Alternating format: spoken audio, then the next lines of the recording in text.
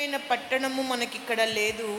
నిలువరమైన పట్టణము మనకు నిలువరమైన పట్టణము మనకిక్కడ లేదు గాని ఉండబోయే దానికోసం ఎదురు చూచుచు ఉన్నాము. ఆమేన్ చెప్పండి అందరూ. నిలువరమైన పట్టణము మనకి ఈ భూమి మీద లేదు. ఈ భూమి మీద ఒక పట్టణాన్ని, ఒక దేశం మీద ఒక దేశం, ఇంకొక దేశం మీద ఇంకొక దేశం పోటీలు పడి డెవలప్ చేసుకుంటుంటాయి. ఒక దేశం మీద ఇంకొక దేశం, ఇంకొక దేశం మీద ఇంకొక దేశం పోటీలు పడతాయి.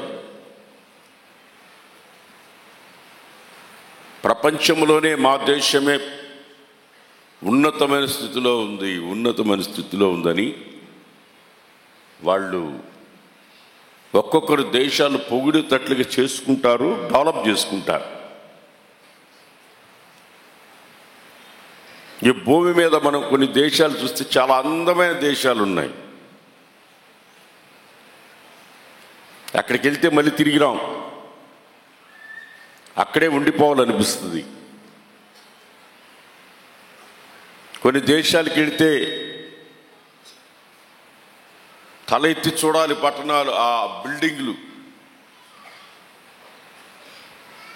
అలనాడు బాబేలు గోపురం కట్టినట్టు బాబేలు గోపురం కట్టారే, ఆ విధంగా కొంతమంది కొన్ని పట్టణాల్లో కొన్ని బిల్డింగులు కనుసూపు ఇట్లా తలెత్తి చూడాలి. ఇట్లా మేఘాలను ఆంతుంటాయి బిల్డింగులు, ఇలా ఊగుతుంటాయి, ఇలాగ అంతెత్తు బిల్డింగులు. కొన్ని దేశాలకు వెళితే ఆ సముద్రాలు ఎంత అందంగా ఉంటాయో, ఒక్క కాగితం కూడా దాంట్లో ఉండదు, ఇంత శుభ్రంగా ఉంటుంది. నీళ్లు బ్లూగా,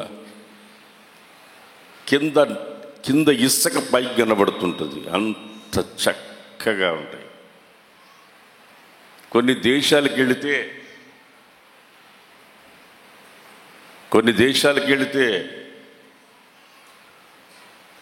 ఎన్ని రకాల పండ్లు తిన్నన్ని. ఈ భూమి మీద ఇంత అందమైన దేశాలు ఉంటాయి. భూమి మీద మనకి అసలు ఈ భూమి మీద లేదంటున్నాడు. ఏంటి ఇక్కడ?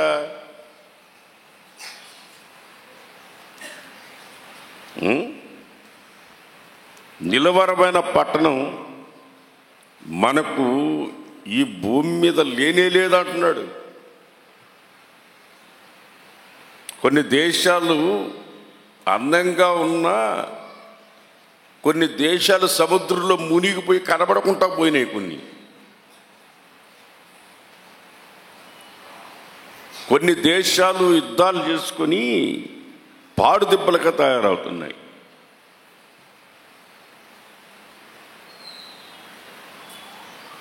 మరణ మృదంగం విలయతాండం వాడుతుంది కొన్ని దేశాల్లో. కొన్ని దేశాల్లో పాపంతోనే డబ్బు సంపాదించుకుంటున్నారు. లైసెన్సులు ఇచ్చి మరి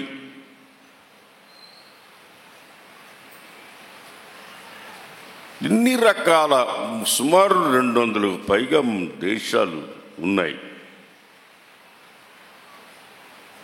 నేను నైజీరియా వెళ్ళినప్పుడు 200 దేశాలు వచ్చినాయి. అక్కడికి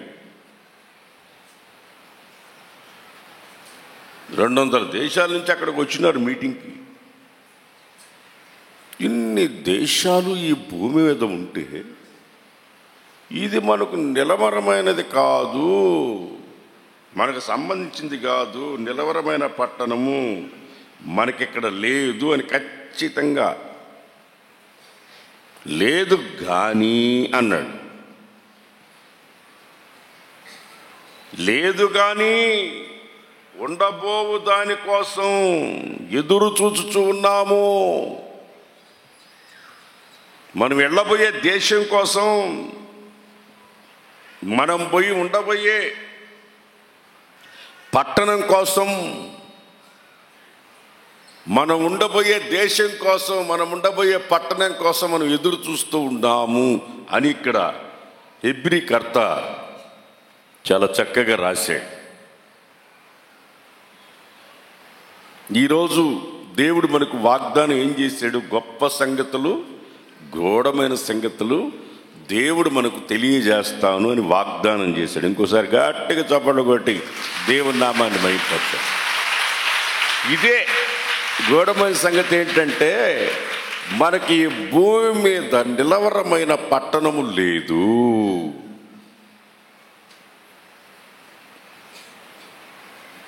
ఇవన్నీ నిలవరముగా స్టాండర్డ్గా కదలకుండా ఉండే దేశాలు కాదు. ఎందుకో తెలుసా? వీటన్నిటిని దేవుడు తీసేయబోతున్నాడు. ఒకరోజు చాప వలె చుట్టి పారేయబోతున్నాడు. దీన్ని చాప వలె చుట్టి పారేస్తాడు. నిశ్చయముగా దీనిని చాప వలె చుట్టి పారవేసే రోజులు సమీపించాయి. చాప వలె చుట్టి పారేస్తాడట దీన్ని. ఇక మరలా ఈ భూమి, ఈ ఆకాశం, ఈ సముద్రం ఇవేమి ఉండవు, ఏవి ఉండవు. నేను చూడగా, ప్రకటన గ్రంథం 21వ అధ్యాయంలో మనం చూడగా, 21వ అధ్యాయం మొదటి నుంచి చూస్తే ప్రకటన గ్రంథం,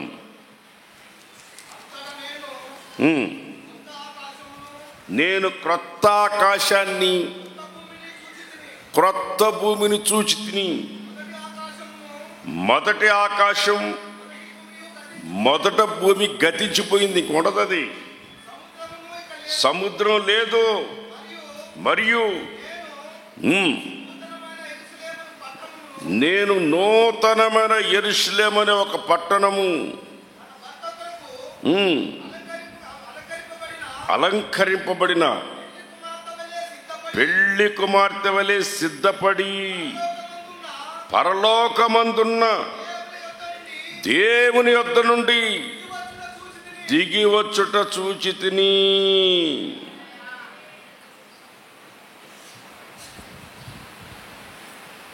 ఇదిగో దేవుని నివాసము మనుషులతో కూడా ఉన్నది. చబడబడండి గట్టిగా. ఈ భూమి, ఈ ఆకాశం, ఈ సముద్రం ఇవన్నీ తొలగించబడతాయి. ఇవన్నీ ఉండవు. క్రొత్త భూమి, క్రొత్త ఆకాశం, నూతన యెరూషలేము పట్టణం, నూతన యెరూషలేము పట్టణం. ఇప్పుడున్న యెరూషలేము రాయి మీద రాయి లేదు, సొలొమోను కట్టిన దేవాలయం లేదు, మొత్తం ఎక్కడ ఆడ పడిపోయినాయి. ఒక గోడ మాత్రం ఉంది, ఏడ్చుకుంటా ఉన్నారు. దాని కొరకే యుద్ధాలు. అక్షరార్థమైన యెరూషలేము అక్కడ ఉంది, అల్లకల్లోలంగా ఉంది. అల్లకల్లోలంగా ఉంది.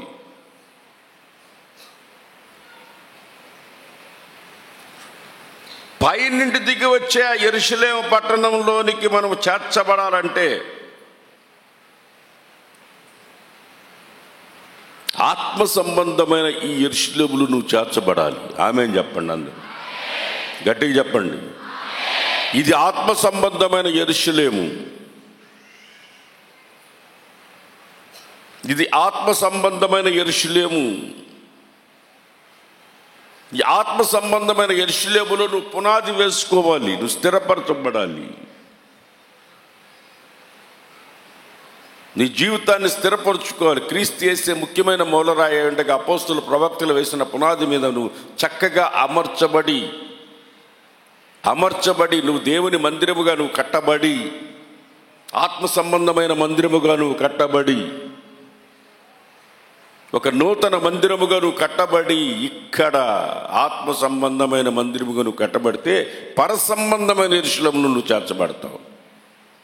అక్కడ ఒక పట్టణం ఉంది, పైనుండి దిగి వస్తుంది దేవుడు కట్టే పట్టణం.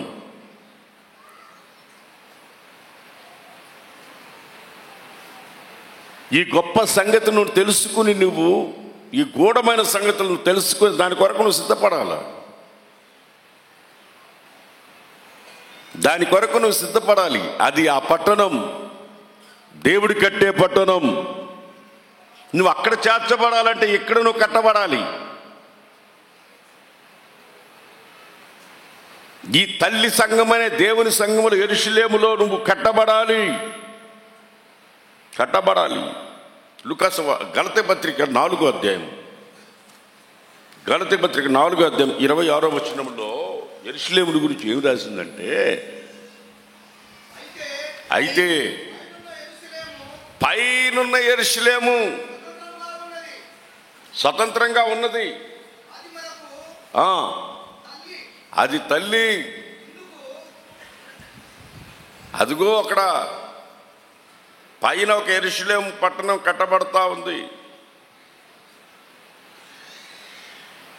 మనం అక్కడ యుగ యుగాలు ఉండబోయే రాజ్యం అది. అది యుగ యుగాలు ఉండబోయే పట్టణం. ఇక్కడ లేదు మనకు. మన పౌరస్థితి ఇది కాదు. మన పౌరస్థితి ఇది కాదు.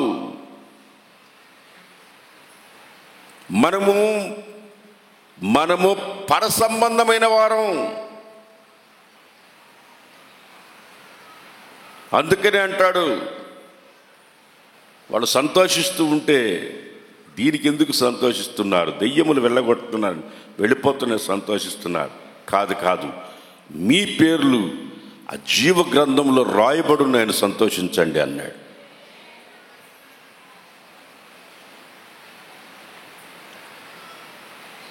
గ్రంథం ఉంది, జీవ గ్రంథం ఉంది, గొర్రెపిల్ల గ్రంథం ఉంది, సియోను గ్రంథం ఉంది. అక్కడ ఎవరు ఎక్కడికి వెళతారో ఆ గ్రంథంలో మన పేర్లు లెక్కించబడతాయి. మన పేర్లు లెక్కించబడతాయి. అక్కడ లెక్కించబడాలంటే ఈ పరసంబంధమైన ఆత్మ సంబంధమైన ఈ యెరూషలేములో నిన్ను నువ్వు కట్టుకోవాలి. నిన్ను నువ్వు కట్టుకొని దేవుని మందిరముగా నువ్వు స్థిరపరచబడాలి. ఇక్కడ, అక్కడ కాదు, ఇక్కడ.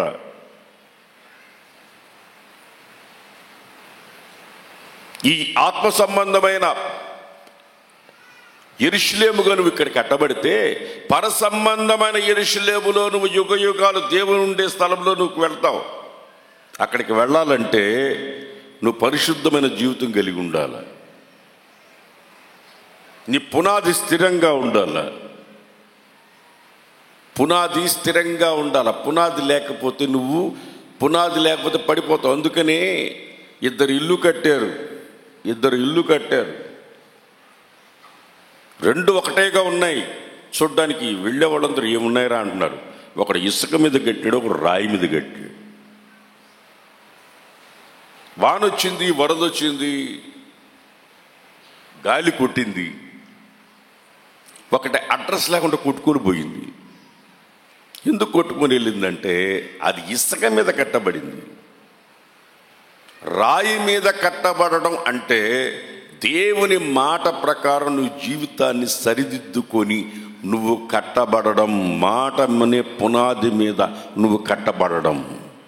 ఇప్పుడు మాట వినేవాడు ఒకడు లేడు. ప్రతి ఒక్కడు ఇసుక మీద కట్టుకునేవాడు కానీ మాట వినేవాడు లేడు. దేవుని మాటకి విధేయత చూపించేవాడు లేడు.